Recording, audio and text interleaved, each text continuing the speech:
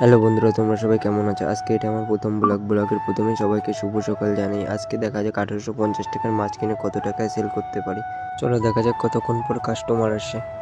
একটা দাদু ডাক দিল, তারপর বলল যে আমার কাছে কি কি মাছ আছে। দাদু তারপর মাছটা দেখে পছন্দ করে সে 300 গ্রাম বাটা মাছ দেওয়ার কথা বলল।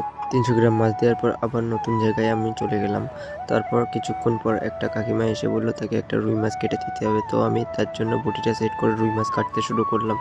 রুই মাছটা কাটতে কাটতে কাকুটা এসে জিজ্ঞেস করছে যে ভাইপো রুই মাছের দাম কত যাচ্ছে। তো কাকুকে বলে দিলাম যে রুই মাছ কত করে কি যাচ্ছে বাজারে। তারপর আস্তে আস্তে মাছটা কাটিং করতে শুরু করলাম। মাছটা কেটে কাকিমাকে দেওয়ার পর টাকা নিয়ে আসার সময় একটা কাণ্ড ঘটলো। এই বিড়ালগুলোকে দেখো, তারা আমার পিছনেই ছাড়ছে না। মাছের গন্ধ যেই পেয়েছে আর কোথায় যাবা।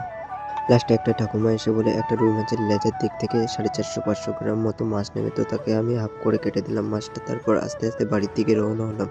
বাড়ি এসে এই সবে দাঁড়ালাম। ঠাকুরের আশীর্বাদে সব মাছ আজকে আমার বিক্রি হয়ে গেছে। এখন দেখা যাক টাকা গুনে কত টাকার লাভ বেরোলো। ভিডিওটা ভালো লাগলে প্লিজ এই ছোটো ভাইটাকে সাপোর্ট করো। আর আজকে 1850 টাকা মাছ কিনে 500 টাকা লাভ হয়েছে।